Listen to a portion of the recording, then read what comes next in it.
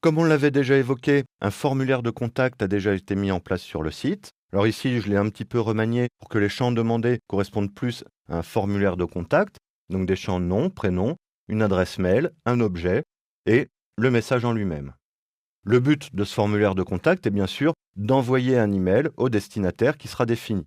Alors pour cela, il existe deux solutions possibles, soit de passer par du code HTML avec dans l'attribut action du formulaire mail to deux points et ici par exemple contact@videotobrain. Ce fonctionnement, si on clique ici sur envoyer, va ouvrir votre logiciel de gestion des mails et vous proposer d'envoyer le mail à travers ce logiciel. Maintenant, j'aimerais bien que, encore une fois, cette tâche soit automatisée et essayer de passer par PHP pour pouvoir envoyer mes mails automatiquement.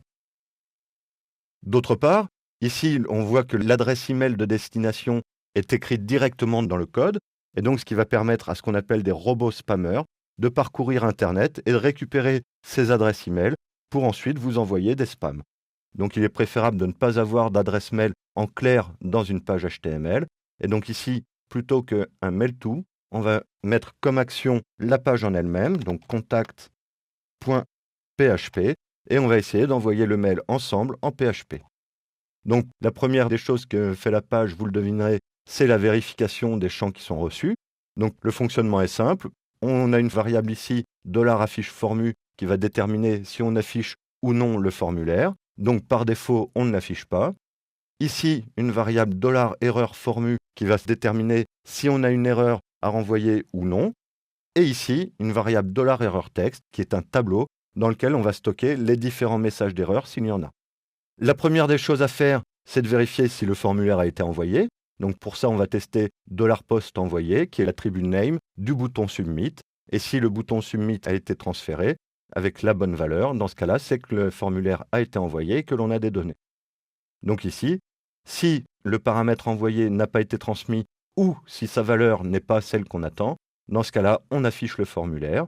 Sinon, on va vérifier les champs un par un, en commençant par le champ nom, donc avec une expression régulière qu'on a déjà rencontrée, on ne va pas revenir dessus.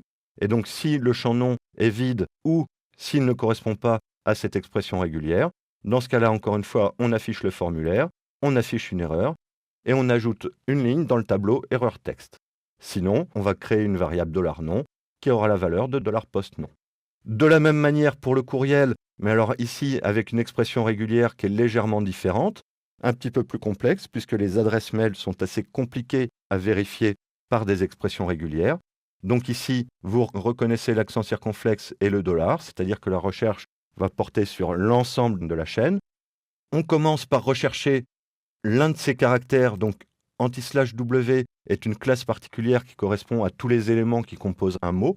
Alors on ne l'a pas encore utilisé pour le moment, puisque en fin de compte, anti/W ne sait pas prendre en compte en particulier les accents, qui sont des éléments de mots habituels, et donc c'est vrai que pour ça, on l'utilise assez peu souvent. Mais donc ici, on le retrouve, puisqu'il n'y a pas d'accent a priori dans les adresses mail que l'on a envie de traiter, et avec la possibilité d'avoir des signes tiret, plus ou point. Alors ici, vous noterez que le tiret à l'intérieur de la classe a normalement la signification d'une gamme de valeurs, comme par exemple ici de A à Z. Lorsqu'il est positionné en tout premier caractère, dans ce cas-là, il perd cette valeur puisqu'il n'y a plus de début d'intervalle et donc il reprend sa signification du caractère tiret. Ce motif, ici on appelle un motif, on le recherche de 1 à 64 fois. Ensuite, on recherche le caractère arrobase. De nouveau, les caractères tiret, point ou les caractères composant un mot, que l'on recherche encore de 1 à 64 fois. Un caractère point. Alors vous noterez qu'ici, le caractère point est échappé avec un anti-slash, tout simplement parce qu'à l'intérieur d'une expression régulière, le point a une signification particulière, c'est ce qu'on appelle le caractère joker, et qui peut remplacer n'importe quel caractère. Donc ici, normalement, si on ne l'échappait pas, il vaudrait n'importe quel caractère, et donc ce n'est pas la signification qu'on veut. Ici, on cherche le caractère point, et il est à noter qu'à l'intérieur d'une classe, le point n'a plus cette signification.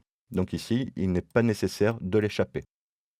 Et on recherche cette expression ici de 2 à 6 fois, puisqu'en fin de compte, il s'agit de l'extension. Donc si on reprend une adresse, par exemple, contact@videotobrain.com, ici, cette séquence-là correspondrait à contact, donc le arrobase. Ici, videotobrain, le point. et l'extension COM.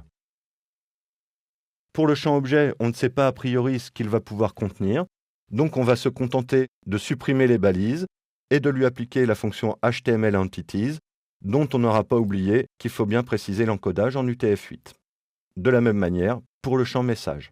Une fois que toutes ces vérifications sont faites, on rentre dans le corps de la page. Et donc la première condition, c'est if $affiche-formu, donc si on doit afficher le formulaire.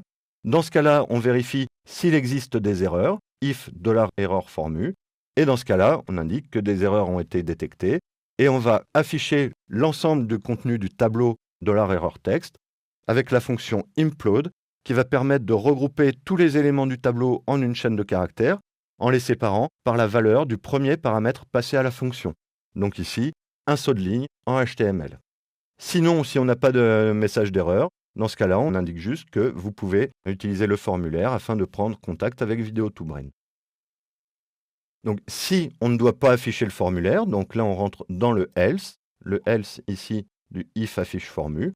Donc ici c'est si on n'a pas le formulaire à envoyer. Dans ce cas-là, on va préparer l'email qu'on doit envoyer. On va commencer par définir le destinataire. Donc ici, j'ai mis contact@video2brain.com. L'expéditeur qui correspond à l'adresse email de la personne qui a envoyé les informations, donc à $courriel.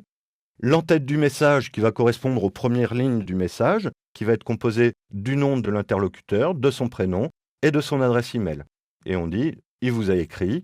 Et ensuite, on va créer le message en lui-même, qui va être la concaténation donc, de l'entête du message, donc qui vous a contacté, et du message en lui-même, avec la fonction NL2BR qui va permettre de remplacer ici tous les caractères de retour chariot que j'ai ajouté ici pour séparer l'entête du message en lui-même.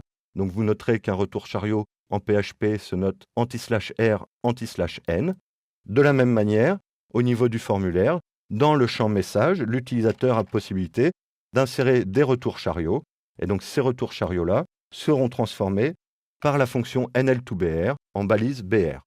Ensuite, on va préciser les headers, donc les entêtes du message à envoyer, puisque ça va transiter par un protocole qui cette fois ne sera pas HTTP mais SMTP, qui est le protocole dédié à l'envoi des emails. Et donc, il a besoin lui aussi de certains headers, donc la version MIME, le content type, ici qui sera du texte HTML, puisque j'ai inséré des retours chariots, j'aurais aussi pu insérer des balises HTML. L'encodage des caractères, UTF-8, un reply to, qui est l'adresse de réponse, qui est là encore celle de l'expéditeur, et un from, qui est là encore l'adresse de l'expéditeur, qui n'est pas forcément la même que reply to. Vous pouvez envoyer un message, mais avec une demande de réponse à une autre adresse, donc ici, deux champs différents. Et enfin, on va envoyer notre message avec la fonction mail, qui va prendre en paramètre le destinataire, l'objet, le message et les headers. Et donc, si cette fonction réussit, donc si elle renvoie vrai, on va afficher un message de réussite, votre message a bien été envoyé. Sinon, on va prévenir qu'une erreur est survenue et qu'il faut réessayer plus tard.